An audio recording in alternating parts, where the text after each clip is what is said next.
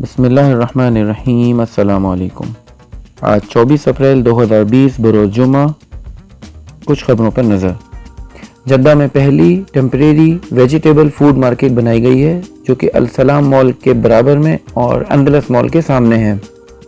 اس کی ٹائمنگ صبح 9 بجے سے شام 5 بجے تک ہے۔ یہاں پہ صفائی کے خاص انتظامات رکھے گئے ہیں۔ گاڑی کے آمد و رفت کو خاص خیال رکھا گیا ہے۔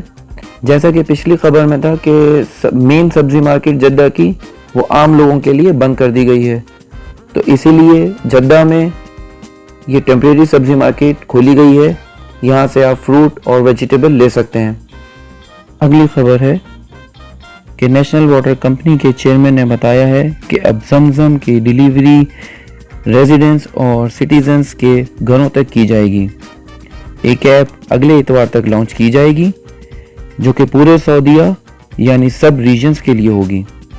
آگے ہے کہ شاہ سلمان بن عبدالعزیز نے دنیا کے 18 ممالک میں کم و بیش 10 لاکھ روزے داروں کو افطار کرانے کے لیے مختص بجٹ میں اضافے کی منظوری دے دی ہے۔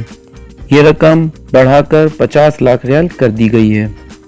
جدہ کورونا کے مریضوں کے لیے رپورٹ کی خدمات۔ جدہ کی کنگ عبداللہ میڈیکل کمپلیکس میں کورونا وائرس سے متاثرہ مریضوں کی صحتیابی کے لیے میڈیکل رپورٹ کی خدمات حاصل کر لی گئی ہیں۔ اس رپورٹ میں ہائی ٹیکنالوجی سسٹم ہے جس کے استعمال سے کورونا وائرس کے مشتبہ مریض کا ٹیسٹ اور تشخیص کی جا رہی ہے، اور رپورٹ میں طبی آلات کا استعمال کیا گیا ہے جس سے وائرس میں مبتلا مریض کے جسم کا درجہ حرارت اور دیگر ٹیسٹ کے لیے عام طبی آلات کے استعمال کو کم کرنے میں مدد ملے گی۔ اس رپورٹ میں آنکھ اور کان کے ذریعے معائنہ کرنے کے لیے مخصوص کیمرے استعمال کیے گئے ہیں، اور اسمارٹ فون ایپلیکیشن کا استعمال کرتے ہوئے کسی بھی مقام سے مریض کی مکمل فائل اور صورتحال پر نظر رکھی جائے گی۔ اور اب حرم میں جمعے کے خطبے کا 5 زبانوں میں آن لائن ترجمہ۔ حرمین شریفین انتظامیہ نے کہا ہے کہ حرم مکی میں جمعے کا خطبہ اور دروس کا 5 زبانوں میں ترجمہ ہوگا۔ آن لائن ترجمے سے دنیا بھر کے مسلمان استفادہ کر سکیں گے۔ انگریزی، اردو، فرانسیسی، ملائیو اور فارسی میں ترجمہ کر کے نشر کیا جائے گا۔ انہوں نے کہا ہے کہ تمام دروس اور خطبے کا ترجمہ لائیو ہوا کرے گا تاکہ دنیا بھر کے مسلمانوں کو حرم شریف کا پیغام پہنچ سکے۔ اور اب القنفذہ میں زلزلے کے معمولی جھٹکے۔ بدھ اور جمعرات کی درمیانی شب القنفذہ میں زلزلے کے جھٹکے ریکارڈ کیے گئے۔ زلزلے کا مرکز القنفذہ کمیچنی کے مشرق میں 9 کلومیٹر گہرائی میں تھا۔ زلزلے کے جھٹکے رات 10:30 بجے محسوس کیے گئے۔